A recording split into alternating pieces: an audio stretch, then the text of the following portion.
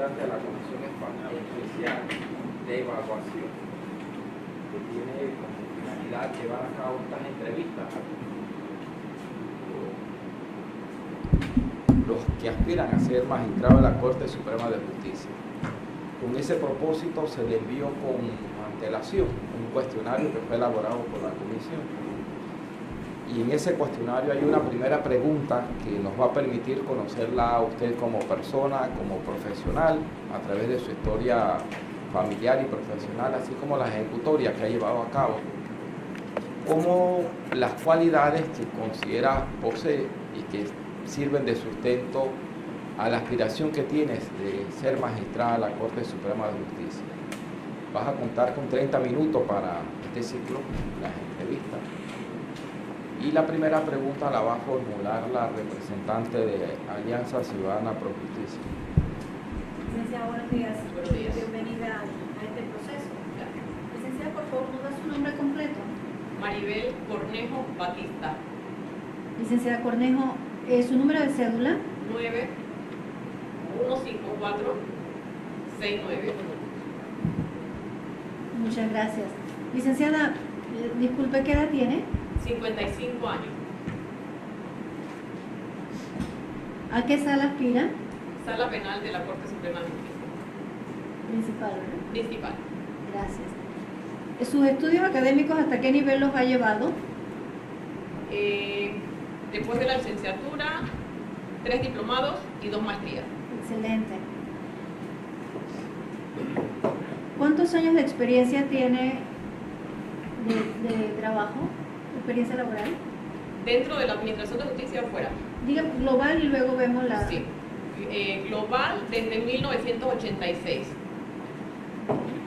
¿Y dentro de la Administración de Justicia? Desde 1986 hasta el 2008. En 3 instituciones distintas que administraban justicia. Gracias.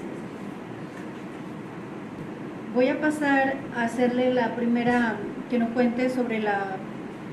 Es pregunta, pero es más bien que nos haga una descripción sobre su historia familiar, su experiencia profesional, cómo esa experiencia está ligada al cargo que usted ostenta hoy en día, y en su opinión, perdón, ¿qué cualidades la hacen merecedora de ocupar un cargo de magistrada en la Corte Suprema de Justicia? Para nosotros es muy importante entender o conocer cuáles son sus cualidades o sus elementos que sustentan su decisión para el cargo. Por favor, nos habla también un poquito de su experiencia de trabajo en equipo. Adelante, por favor. Muchas gracias. Buenos días a todos los señores comisionados. Procedo entonces a contestar porque sé que esto es con tiempo y no hay oportunidad para muchas cosas. Soy la tercera de 6 hijos de la familia Cornejo Batista. Mi mamá se jubiló como telegrafista. Mi papá, ya fallecido, era inspector de saneamiento ambiental. Viví en Zona hasta el momento que me trasladé a Santiago para culminar mis estudios de secundaria.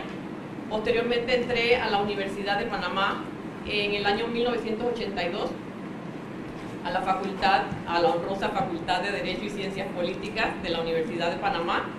Quiero comentarles muy rapidito que entré condicional a la Facultad de Derecho en esa época porque yo era estudiante de comercio y como estudiante de comercio no podía estudiar Derecho.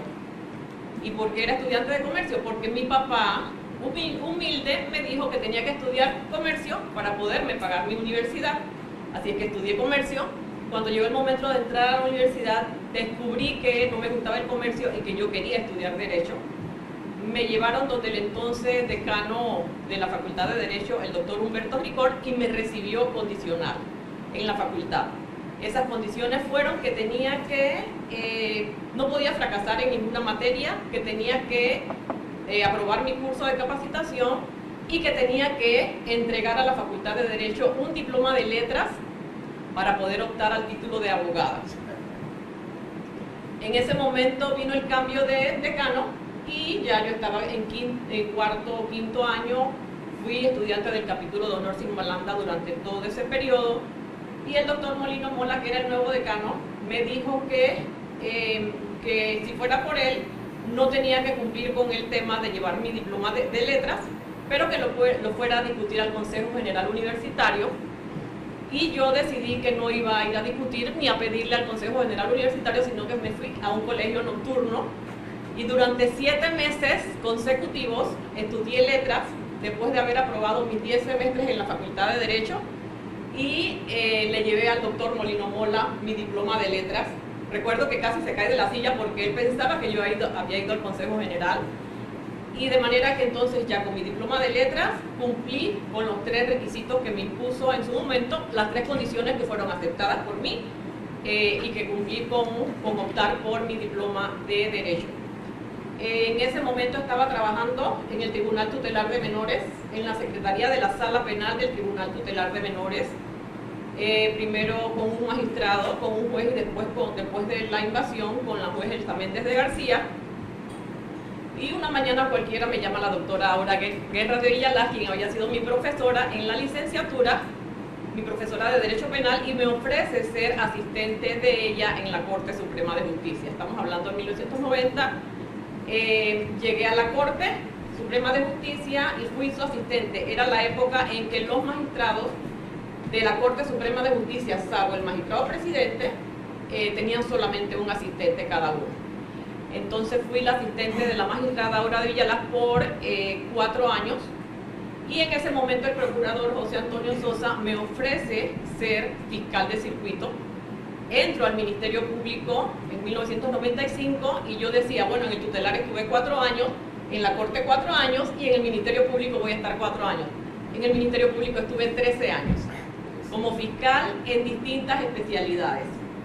Me tocó esa evolución del Ministerio Público en donde todos los fiscales manejaban todas las materias y especialidades y el procurador Sosa tuvo la visión de ir especializando a los fiscales en materias específicas y a mí me asignaron como fiscal de hurto y robo de autos. No me gustaba esa especialidad y yo le pedí al procurador que yo quería ser fiscal de delitos financieros, pero para eso yo necesitaba prepararme.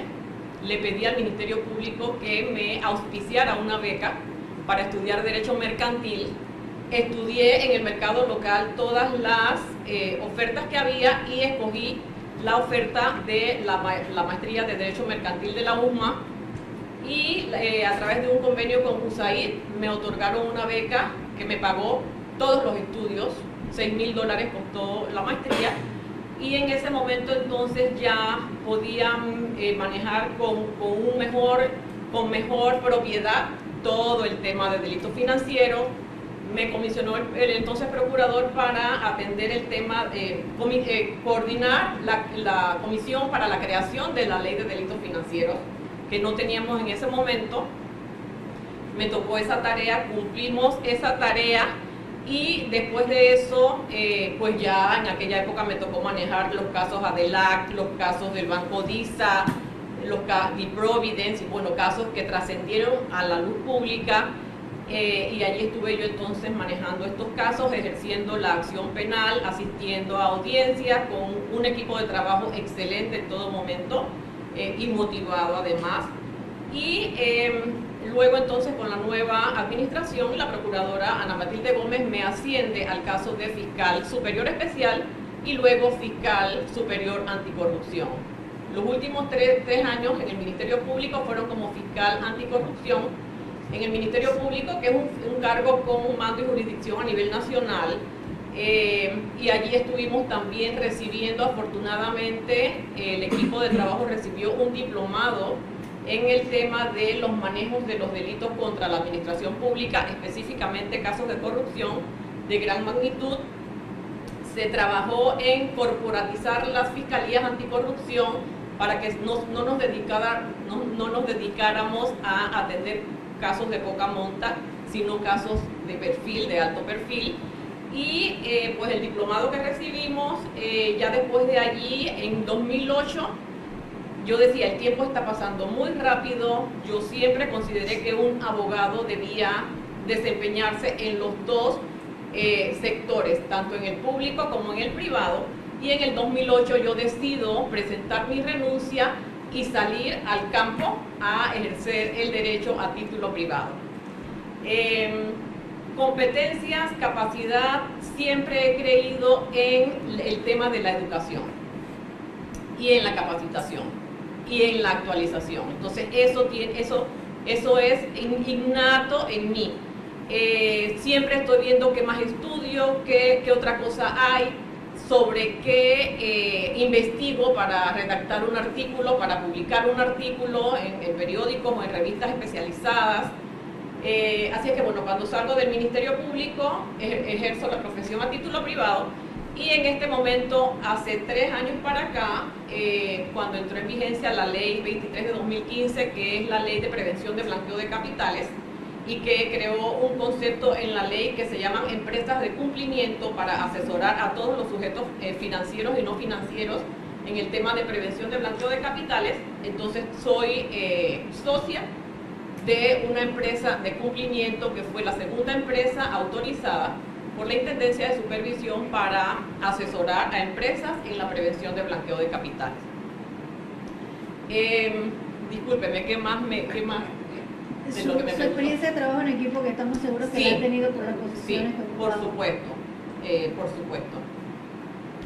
Tuve el privilegio, porque la verdad es que es un privilegio, que mientras fui fiscal en el Ministerio Público, con la administración de la procuradora Ana Matilde Gómez, en 2 ocasiones se me invitó a participar de un taller de cuerdas. Y yo sueño con que todos los servidores públicos, sobre todo los servidores públicos, y más por supuesto del órgano judicial, o si llegara yo a la corte con mis colegas de la corte a hacer un taller de cuerdas. Porque eso te crea la conciencia de que tú no puedes trabajar solo, de que uno no es autosuficiente, de que hay un equipo de trabajo al que uno tiene que respetar y uno tiene que integrar al trabajo, que todos necesitamos tener competencias, que hay que motivar, que hay que ser líder, que hay que ejecutar bien el trabajo. Entonces, entre estas experiencias del taller de cuerdas, más un libro que en la maestría de la USMA nos mandaron a leer, en la maestría de Derecho Mercantil de la USMA nos mandaron a leer un libro que para mí fue el antes y el después del liderazgo, que se llama La Paradoja. En ese libro, el autor James Hunter habla de cuál es la característica del líder. Y la característica número 1 del líder es que está para servir y para satisfacer las necesidades del equipo que está en su entorno. De manera que eso siempre lo tuve claro, de saber que mi equipo recibiera los recursos para trabajar, que mi equipo no se quedara atrás con el tema de la educación. Siempre los motivé, al que estaba estudiando Derecho, que se quedó rezagado, siempre los motivé a que ellos tenían que terminar una licenciatura. Es más, yo les decía ya en ese momento, señores, la profesión está tan masificada que ahora mismo el valor de un título de licenciatura de abogado es igual, vale lo mismo que un diploma de secundaria. Y ustedes tienen que seguir trabajando, o sea, era siempre impulsarlos, siempre auparlos y siempre motivarlos. Pero que además eso no es porque yo lo digo, sino que con el ejemplo uno les va dando la guía, uno va abriendo la trocha y uno les va demostrando que sí se puede, con sacrificios, obtener otros títulos y avanzar académicamente, para que tengan competencia, ya sea para que continuaran dentro del sistema o para que salieran al campo a ejercer la profesión. Muchas gracias, licenciada. Le voy a pasar la palabra a mis compañeros, ¿sí? Sí. Gracias. De la Defensoría del Pueblo.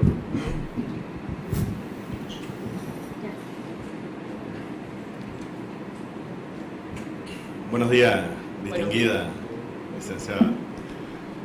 Vamos a continuar con el cuestionario, para lo cual voy a formular la pregunta número 2. ¿Ha sido usted investigada por alguna causa penal? Y si fue así, ¿cómo terminó? Sí.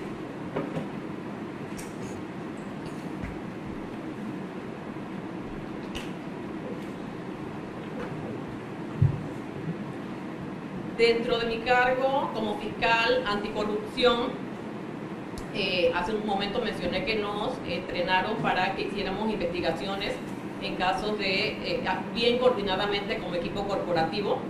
Recibimos tremendo entrenamiento de profesores extranjeros y expertos en el tema de corrupción. En un momento llegó a mi caso, me asignaron, me repartieron un expediente que al hacer con el equipo la investigación, el análisis y elaborar la teoría del caso, consideramos que había que investigar no a la Corte Suprema de Justicia, sino en la Corte Suprema de Justicia un hecho específico. Y en el 2007, cuando un mediodía llego a mi casa, me llaman para decirme: recibiste una denuncia, está la presidenta de la Corte, la licenciada Graciela Dixon, denunciándote por el delito de abuso de autoridad. Yo dije, ¿por qué delito o por qué? Bueno, en fin, ya me notificaron de la denuncia, se hizo un proceso en mi contra, se llevó a cabo la instrucción de un sumario por ese proceso en mi contra. Se me denunciaba de 2 delitos específicamente: el delito de abuso de autoridad y el delito contra la personalidad jurídica del Estado.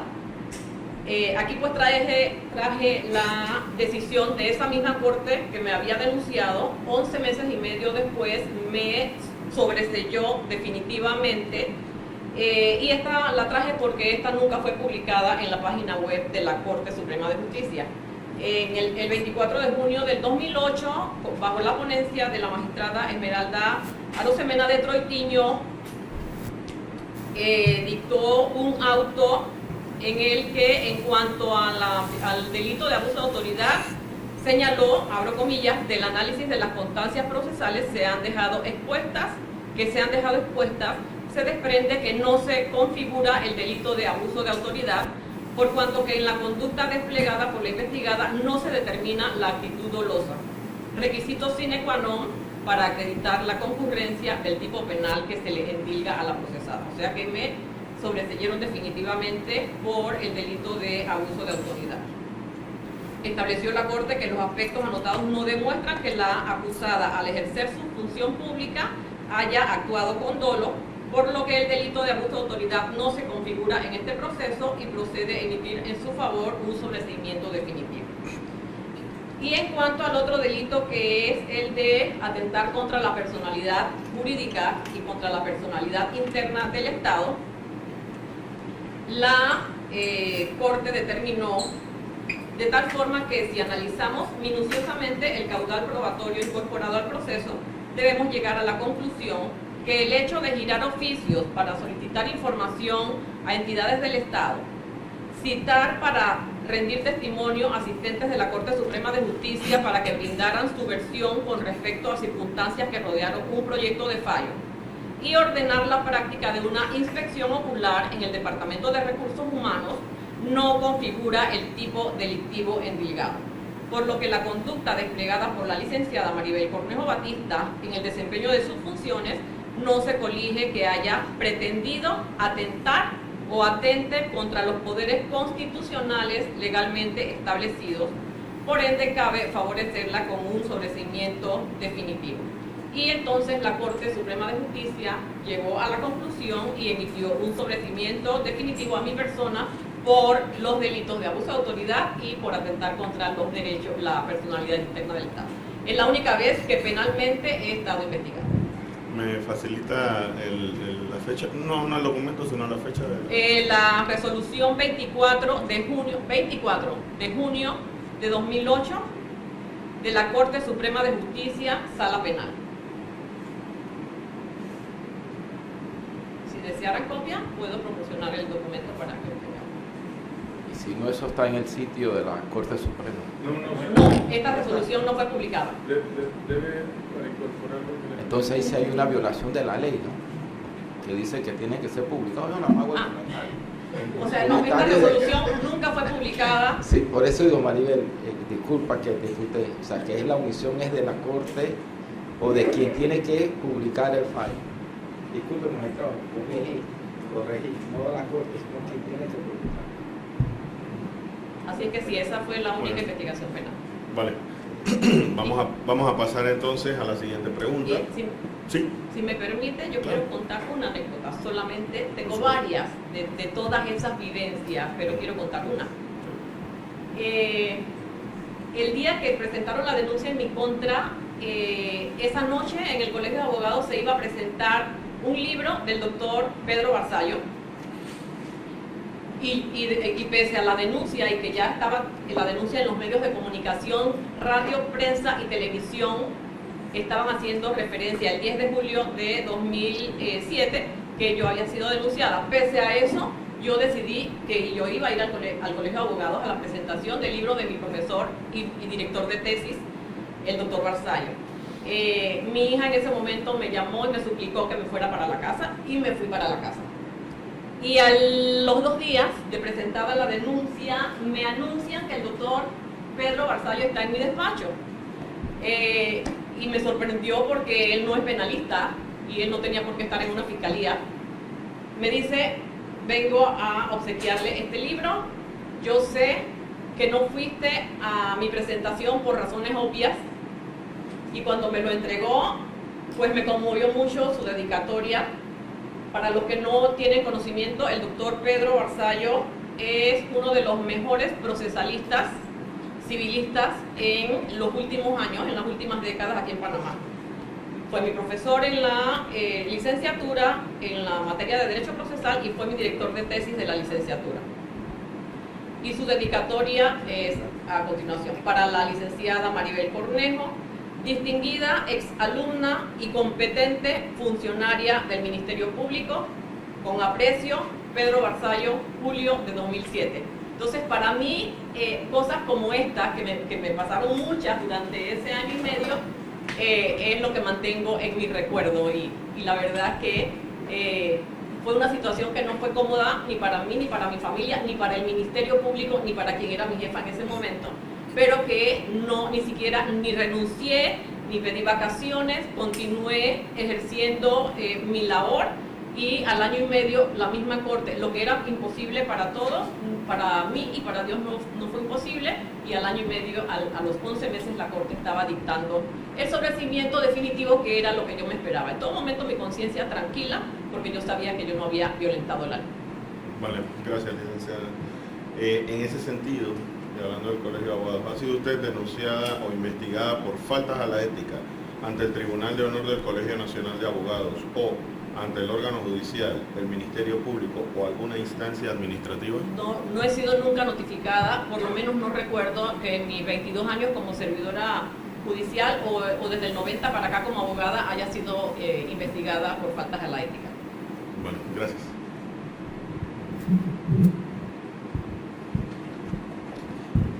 Muy buenos días, licenciada Maribel Cornejo, un gusto tenerla aquí.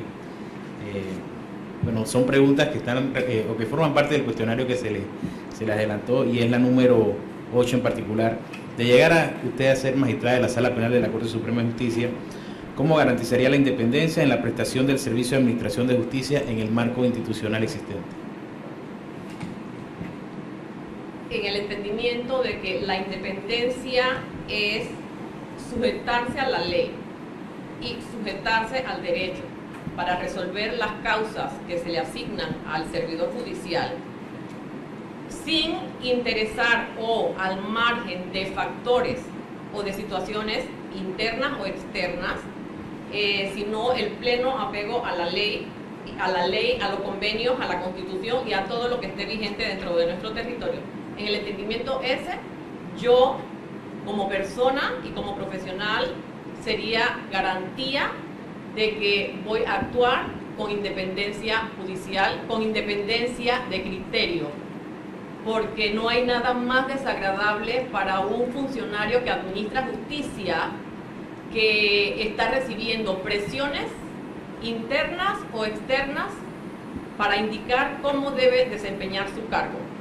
Y dentro de esas presiones también se encuentra la presión de los medios de comunicación. El funcionario judicial debe estar entrenado para resistir a la presión que ejercen los medios de comunicación. De manera que ningún factor interfiera en sus decisiones, en sus pronunciamientos, incluso en sus ejecutorias, en todo lo que esa persona como servidor público que administra justicia va a desempeñar. yo comprendí la pregunta como la garantía de ser Maribel Cornejo Batista designada magistrada de la Corte. Plena garantía de independencia judicial. Aprovecho pues también para mencionar que como estuve mis 22 años como servidora pública fueron dentro de la Administración de Justicia, primero la Administración de Justicia de Menores, después la Administración de Justicia en la Corte Suprema de Justicia, que también me nombraron en aquel momento como juez suplente del Juzgado Segundo de Circuito Penal, y estuve 2 veces como juez suplente, y después como funcionaria del Ministerio Público. Respeté plenamente el tema de no estar inscrita en partido político y no ejercer la política partidista. No es un pecado estar inscrito en un partido político y no es un pecado ejercer la política partidista bien entendida. No obstante, yo ni durante los 22 años como funcionaria judicial, ni en los 11 años que llevo ejerciendo mi profesión a título privado, he estado inscrita en partido político. Entonces, ustedes dirán, ¿es garantía o no es garantía? Pues yo, en mi experiencia, sí puedo afirmar que hasta dormida, porque soy como no quise ser estudiante de comercio, sino abogada, entonces hasta dormida, mi ética y mi independencia está muy clarita y está muy definida. Muchas gracias, licenciada Maribel. La siguiente pregunta, la número 13 del cuestionario, dice: ¿cuál es su visión sobre el régimen disciplinario para magistrados de la Corte Suprema de Justicia? Mi visión es que a un magistrado que es la máxima autoridad del sistema de administración de justicia, si haya que investigarlo por faltas a la ética, quien lo investigue o quien lo procese dentro de ese proceso administrativo, valga decir, sea una comisión integrada por personas que tengan honorabilidad, que tengan integridad y que tengan un peso moral como personas y como profesionales. Esa es mi visión.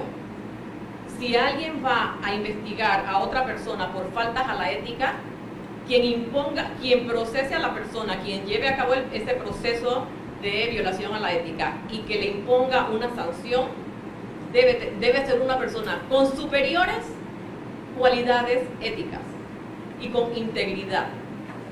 Bueno, en esa misma línea de pensamiento, licenciada, ¿para usted sería una comisión a lo interno del órgano judicial o externa? Si decimos que a lo interno, no estoy de acuerdo con que sean los pares de uno, es decir, los mismos magistrados que investiguen éticamente a otro de sus compañeros. No estoy de acuerdo con eso. Y subalternos, mucho menos, porque siempre del subalterno que no está muy seguro en el ejercicio de su cargo, siempre va a existir el temor reverencial. Entonces, sugiero, yo sé que así no está en la Constitución, hasta estudiando las normas veo que hay como un lapsus allí, porque la carrera judicial establece que este proceso va a ser aplicado por la autoridad competente para el caso de los magistrados de la Corte.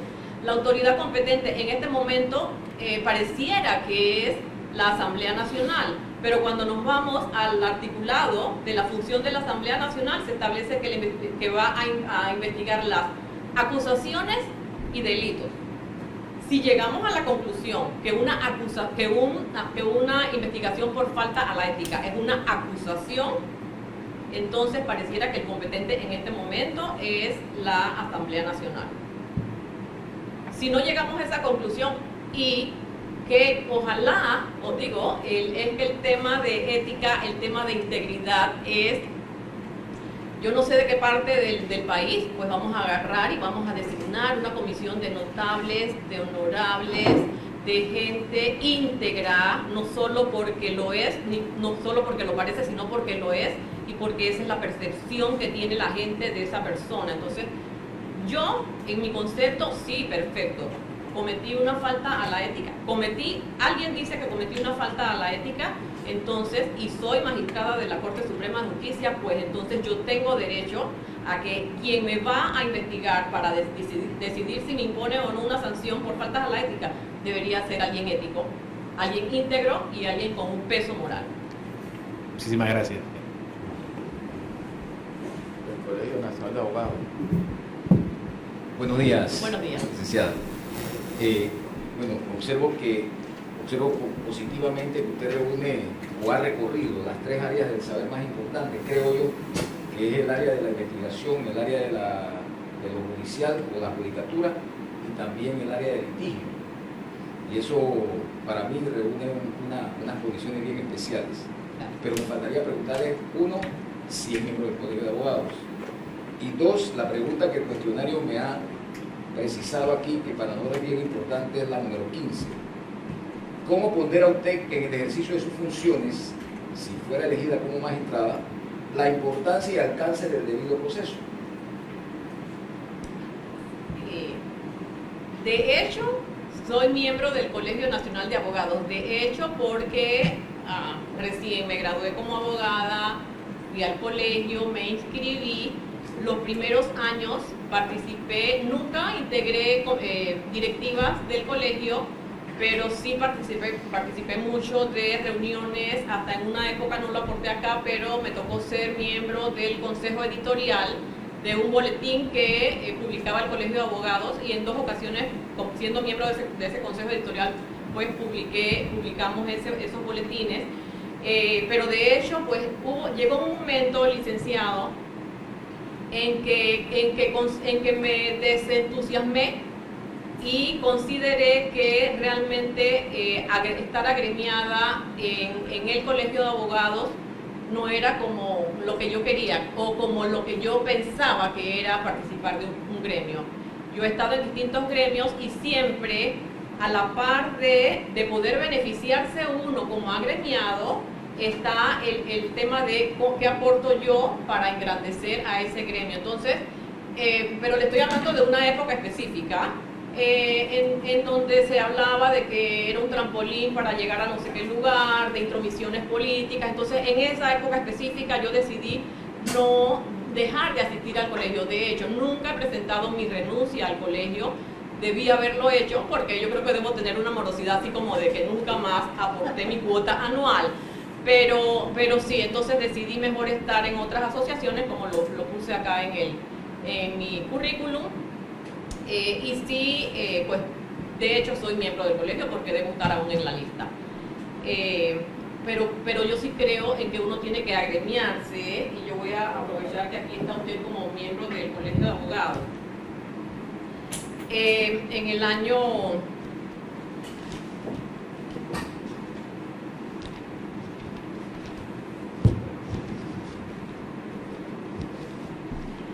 En el año 2004, el viernes 13 de febrero del año 2004, uno de los artículos que yo publiqué es que solamente tiene una sola palabra y está en signos de interrogación. Este artículo es abogados.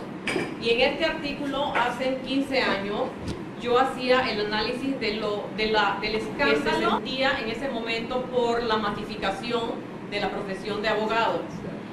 Imagínense que en este momento yo estaba hablando de que habían 8.000 abogados idóneos. En ese momento, hace 15 años. Y aquí yo hacía un análisis de la formación del abogado, del orgullo que yo sentía porque me tocó, como quien dice, esa última remesa de maestros del derecho. Menciono profesores aquí que me dieron clases. Menciono, yo estaba dentro de la Administración de Justicia, menciono la preocupación de que como el abogado es el colaborador de la Administración de Justicia, de esa formación del abogado depende que nuestra justicia se luzca. Entonces, en aquella época habían 8.000 abogados y mi análisis era, en los 70 primeros años, desde la fundación de la Universidad de Panamá, desde la primera idoneidad que otorgó la Corte Suprema, 70 años después habían 4.000 abogados. Y que en el resto del tiempo, que era mucho menos, ya habían 8.000 abogados. En aquella época era un escándalo. Entonces, ¿cuántos hay ahora mismo, licenciado? ¿30? 25.000 abogados. Y es probable que el fin de semana se hayan graduado 3.000 más. Sí, señor. Sí, señor. Entonces, yo a qué me refería también en este artículo, que en aquella época, hace 15 años, habían profesionales del derecho que se jactaban de que dictaban clases en 5 universidades.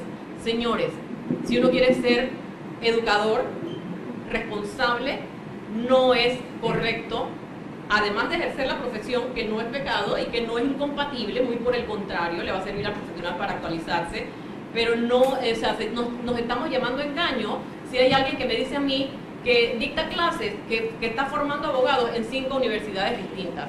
Y aquí yo también criticaba el hecho de cómo las universidades se estaban proliferando. Yo no quiero saber cuántas universidades están graduando abogados en este momento. Y sí me parece bien, cuando leí la carrera judicial, hay un extracto bien interesante que el Consejo Judicial va a procurar que los abogados tengan buena formación. Eso es un gran avance. Entonces, al abogado como institución que agremia a quienes optan por este título, le corresponde una tarea importante. Y después escribía otro artículo que se llamaba Los abogados y la corrupción, por el tema de presentar certificados falsos, certificados de salud falsos para abstenerse de ir a una audiencia, y etcétera, etcétera. Entonces, pero sí creo en el gremio, y hay abogados jóvenes que llegan al colegio con entusiasmo, pero nosotros mismos, o sea, la ciudadanía, los profesionales del derecho, los administradores de justicia, las universidades, el colegio, tienen que atender este fenómeno que lo que está creando es una competencia desleal. Y bueno, yo orgullosamente soy abogada, mi hija es abogada y yo sí quiero ser como futuro. El día que mi nieta me pregunte qué quiero estudiar, yo le recomiende ser abogada. Licenciada, Y en cuanto al debido proceso, ok. sí, en cuanto al debido proceso, es la columna vertebral, son las reglas escritas, son las normas en las que nos tenemos que basar para llevar a cabo una investigación. O sea, desde la perspectiva de una investigación, quien la lleva a cabo, quien interviene como juzgador, quien interviene como defensor, que todos sepan que esas son las reglas del juego, están escritas y hay que cumplirlas. Si no las cumplimos, allí sí amerita que se presenten todo tipo de acusaciones, denuncias y violaciones por faltas a la ética o al debido proceso. Pero es la columna vertebral. Un abogado que administra justicia tiene que conocer el espíritu de la ley y tiene que saber que en esa norma tiene que basarse. No, la justicia no es optativa. La justicia no es optativa, la ley no es optativa. Al funcionario no se le da la opción de si la cumple o no la cumple la ley. Ahí está allí, el debido proceso está escrito y de eso depende el éxito y la correcta administración de justicia. Carlos Ernesto. Ya se nos fueron los 30 minutos, pero no quiero dejarla ir sin hacerle esta pregunta. ¿Cuál es, como la venia de los comisionados, cuál es la visión del papel de un magistrado frente a los estándares internacionales en materia de justicia ante la perspectiva de los derechos humanos? ¿Cómo encaja el control de la convencionalidad en eso?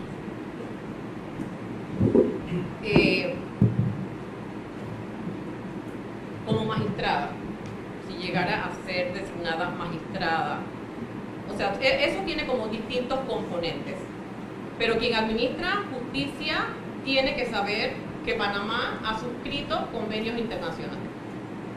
Y todo comienza desde que, como parte del engranaje internacional, nuestro país trae un documento internacional que adopta como convenio, como tratado. Si es, independientemente de si es un contenido de derechos humanos o no, pero si somos parte de la Organización de Estados Americanos, si intervenimos, si ratificamos convenios, tratados, convenciones, y esa misma organización y esa misma comisión y esa misma corte le están diciendo a cada uno de los países partes, por aquí va la cosa, por aquí va la cosa. ¿Por dónde va? Va por el tema de que tu derecho interno, perfecto, pero tú suscribiste un convenio Entonces tú tienes que analizar al momento de aplicar esa regulación interna, tu legislación interna, tú tienes que examinar el convenio del cual tú formas parte, para que tú no vulneres. Bueno, estoy como si estuviera haciendo la explicación. Pues como magistrada me correspondería a mí, antes de tomar una decisión en un caso, revisar que las normas que yo estoy aplicando a ese caso no sean violatorias de la Convención en materia de derechos humanos, de la Convención Internacional de Derechos Humanos, de la Convención Americana de Derechos Humanos. Entonces, ¿por qué? Porque como país somos parte de ese organismo, como país hemos adoptado esas normas y esas normas se convierten en aplicación obligatoria. Volvemos al tema, no son opcionales. Entonces ese magistrado o yo como magistrada tengo que convertirme en una experta en tema de derechos humanos y en tema del contenido y el espíritu de esa convención. ¿Por qué? Porque cada norma que yo cite en la resolución de los casos que se me atribuyan no pueden mermar la utilidad ni el concepto de la Convención Interamericana, de la Convención de Derechos Humanos. Entonces, no podemos como país, porque también tenemos que cuidar nuestra imagen como país, no podemos decir que, bueno, en este caso sí hay control, en este caso no hay control, esta sí me gusta, esta no me gusta. No, como país somos parte, adoptamos un instrumento jurídico internacional y esa comisión, esa corte te ha dicho, bueno, tú tienes que prestar atención a este contenido, no me violes el contenido de la Convención Americana. Entonces es ese control, gente capacitada, gente actualizada, gente experta en el tema de derechos humanos. El doctor Michel le pidió la palabra. Doctor. Brevemente. Sí. La pregunta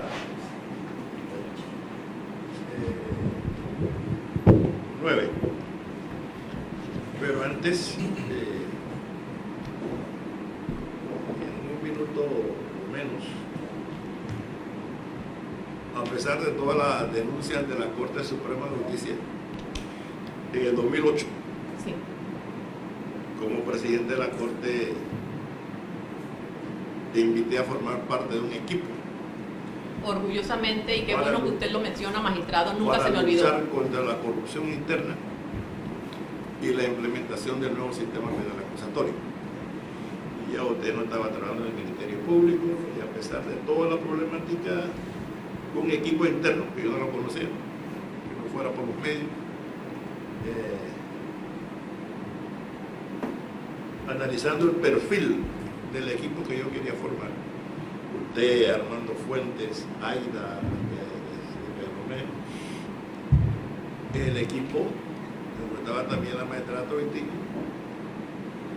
mencionaba su nombre, Armando Fuentes y Aida Jurado, y yo la invité a usted para formar parte de ese equipo, asesorando directamente al presidente. Pero usted iba a dedicarse a la gestión privada. Así que la Corte te denunciaron, pero la Corte se te invitó a trabajar precisamente en contra de la corrupción. ¿Puedo mencionar algo, magistrado? Bueno, Allá. señor presidente. Me resulta sumamente grato que usted que tenga muy buena memoria y que lo mencione aquí, porque para mí también constituye un honor que usted, como expresidente de la Corte Suprema, me haya demostrado en aquel momento, sentado en ese cargo, que usted estaba interesado en combatir la corrupción a nivel interno. Y efectivamente el magistrado me llamó, fui a la reunión y conversamos, me ofreció, me dice el magistrado, te ofrezco el salario como de fiscal superior. Le dije, magistrado, a ese salario es al que yo acabo de renunciar. Y yo estaba tan emocionada en ese momento porque tenía apenas 4 o 5 meses de estar ejerciendo la profesión a título privado. Y le contesté, magistrado, yo le agradezco enormemente esta distinción y la deferencia, pero por el momento no tengo planes de reingresar al sistema judicial. Mire, magistrado, cómo da vueltas la vida, que han pasado 11 años y en este momento sí quiero regresar.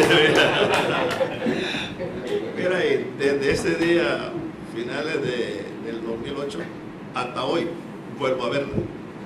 Así es. Pero pareciera que fue ayer, de no cambie. Gracias. Mira, y mi reconocimiento de siempre. Gracias. ¿Considera usted que el Servicio de Administración de Justicia necesita ser transformado? Qué bueno que es usted el que me hace la pregunta, porque el código, tanto el Código de Ética Judicial como la carrera judicial. La carrera judicial menciona 11 veces la palabra excelencia. Y el Código de Ética, firmado por usted, menciona 13 veces la palabra excelencia. ¿A qué quiero llegar? ¿O qué sugiero?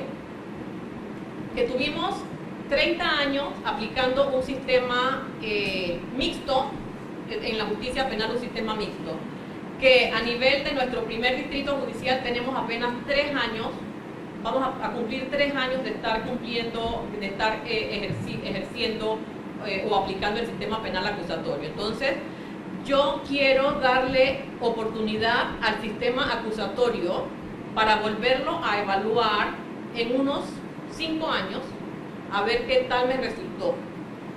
Para mí, ¿qué transformación quiero? Quiero una transformación de cultura de los integrantes del órgano judicial.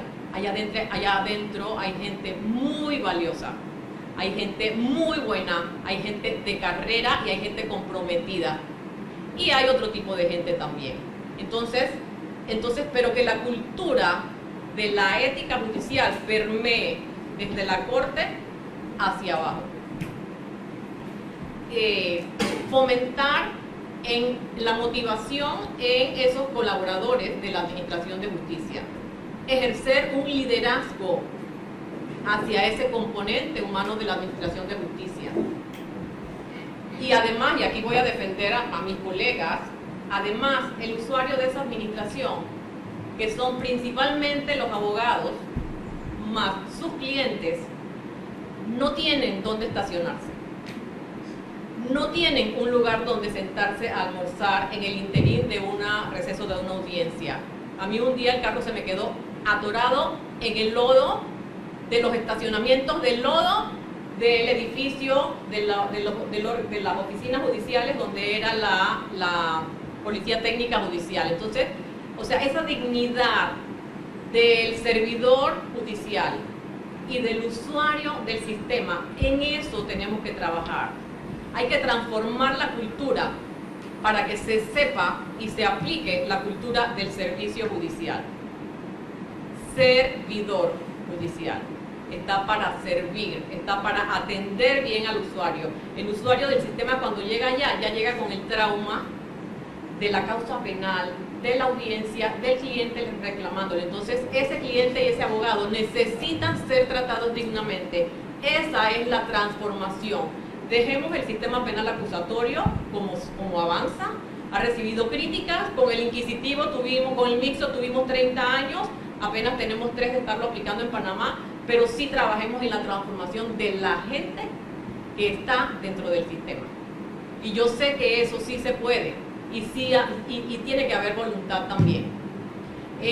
Me tocó trabajar en la corte, denominada Corte de Lujo, y en aquella época la magistrada Aura de Villalaz realizaba la supervisión de los magistrados que le seguían en jerarquía y les exigía que esos a su vez supervisaran a los que le seguían en jerarquía.